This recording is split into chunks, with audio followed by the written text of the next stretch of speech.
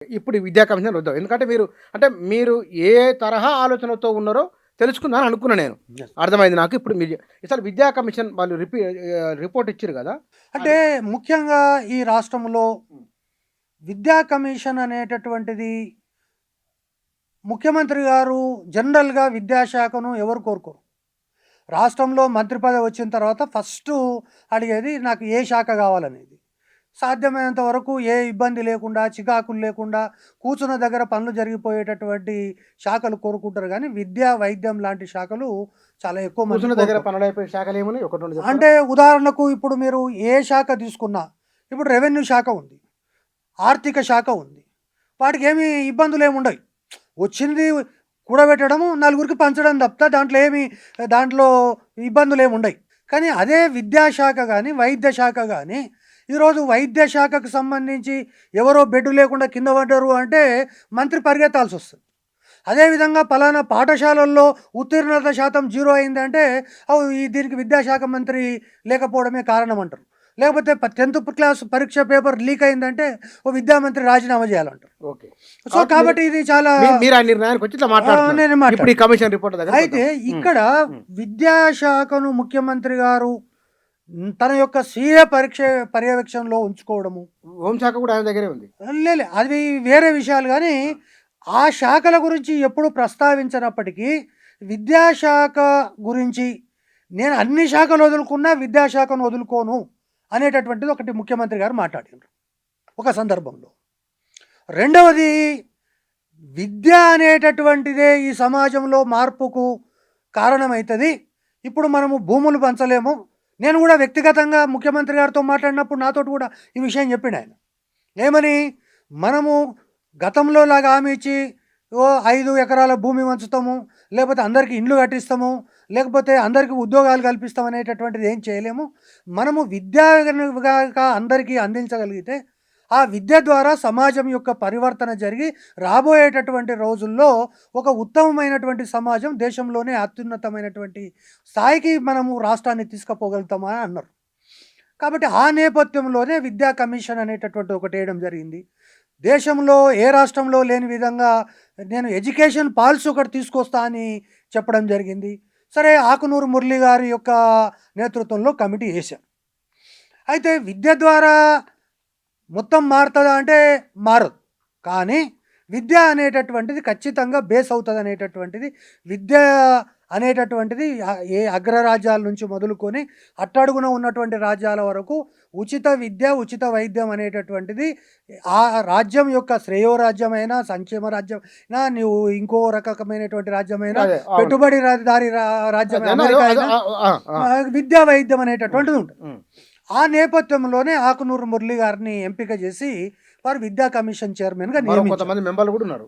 మెంబర్లు కూడా ఉన్నారు.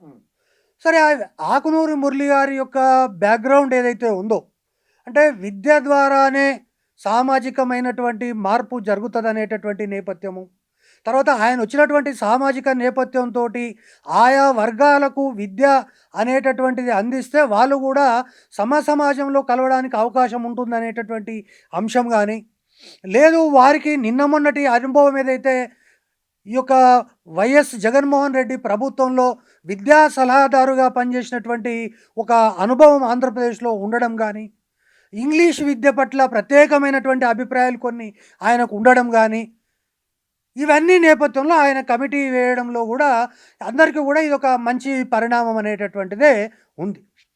కానీ నిన్న విద్యా కమిషన్ యొక్క రిపోర్టు ముఖ్యమంత్రి గారికి ఇచ్చిన తర్వాత ఆ విద్యా కమిషన్ గురించి ఈరోజు వార్తాపత్రికల్లో వచ్చినటువంటి ప్రముఖమైనటువంటి అంశాలు, వారి యొక్క రికమెండేషన్సు, అదేవిధంగా వారు ఏ స్థాయికి వెళ్ళి ఈ రాష్ట్రంలో ఉన్న విద్యా వ్యవస్థను పరిశీలించిండ్రు, ఇవన్నీ కూడా చూస్తే నాకు ఆకునూరు మురళి గారు కొండను తవ్వి ఎలుకను పట్టిండ్రు అనేటటువంటిది నాకు అనిపిస్తుంది. అంటే అంత అవగాహన రాహిత్యంతో ఉన్నారని మీరు చెప్పదలుచుకున్నారా? అంటే అధ్యయనం చేయలేదని, అంటే కొండను తవ్వి ఎలుకను పట్టిండు అని చాలా స్పష్టంగా కేటగిరికల్గా, తర్వాత నేను పూర్తి స్థాయిలో నేను ఒక ఏమంటారు దాన్ని కన్విన్స్ అయిన తర్వాతనే నేను మీతో మాట్లాడుతున్నా. అంటే అది పనికిరాదని మీరు చెప్పదలుచుకున్నారు. అంటే కొండను తవ్వి ఎలుకను పట్టిండు అని చెప్తున్నా. కొండను తోగుడు ఎందుకు, ఎలుకను గంత ఎలుక కొండెందుకు పోవాలి? అయితే ప్రధానంగా దీన్ని పైన మీరు ఏం వ్యాఖ్యానిస్తారు అంటే, చాలా సున్నితమైనటువంటి అంశం అయినప్పటికీ కూడా ఇంగ్లీష్లో ఒక సామెత ఉంది, something is better than nothing. హ్మ్. అంటే ఏమీ లేకపోవడం కంటే ఏదో ఒక కమిటీ వేసి దాంట్లో కొంత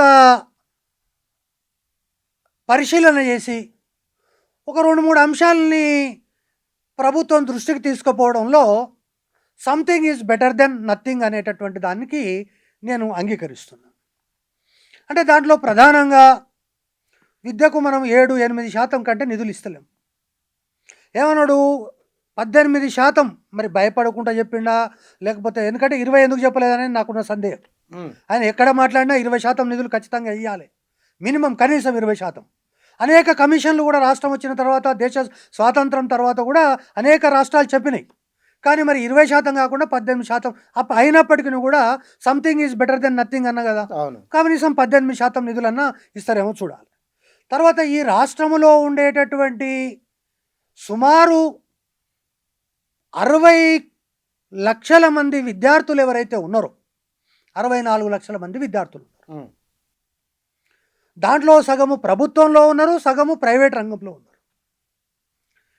ఈ 60 లక్షలలో విద్యార్థులలో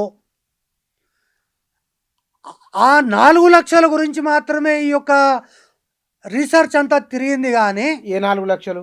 64 లక్షల్లో 4 లక్షల గురించి మాత్రమే ఈ రీసెర్చ్ అంతా తిరిగింది. కానీ ఈ రాష్ట్రములో ఉండే సుమారు 27,000 ప్రభుత్వ పాఠశాలలకు సంబంధించి, వాటి పునర్నిర్మాణానికి సంబంధించి, వాటి బలోపేతానికి సంబంధించి ఇందులో ఒక అక్షరము కూడా రాయని మాట సత్యము. అంటే ప్రభుత్వ విద్యారంగాన్ని పట్టించుకోలేదు.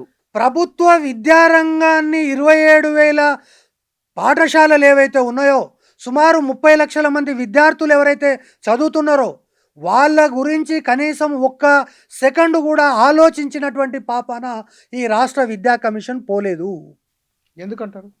అంటే వాళ్ళకి అసలు తట్టలేదు. తటకపోవడం ఏంటి? అంటే ఉన్నదే తెలంగాణ విద్యా కమిషను. ఆ కమిషన్ వేసింది ప్రభుత్వం వేసింది. నేనేమంటున్నా, మీరు మొత్తము ఆ యొక్క కమిటీ రిపోర్ట్ మొత్తం జరగండి. ఈ రాష్ట్రంలో ప్రాథమిక పాఠశాలలు ఎన్ని ఉన్నాయి, సెకండరీ పాఠశాలలు ఎన్ని ఉన్నాయి, జూనియర్ కాలేజీలు ఎన్ని ఉన్నాయి, వాటికి ఇంకా ఏమేమి వసతులు అనదనంగా కొనసాలే, ఎక్కడా కూడా దాంట్లో రిపోర్ట్లో లేదు. అన్నమాట. బ్రీఫ్గా ఆ రికమెండేషన్ చెప్తారా ఏమన్నా వర్షం బట్టి? దాన్ని బట్టి అర్థమవుతుంది ఎంతో కొంత. ఇప్పుడు ముఖ్యంగా నేను ఇంతకుముందు something is better than nothing అన్న. దాంట్లో కొన్ని సూచనలు, కొన్ని ఈ యొక్క కళాశాలలు పాఠశాలలకు సంబంధించినటువంటి అకాడమిక్ స్టాండర్డ్స్ను, అది ప్రైవేట్ రంగం కానీ ప్రభుత్వ రంగం కానీ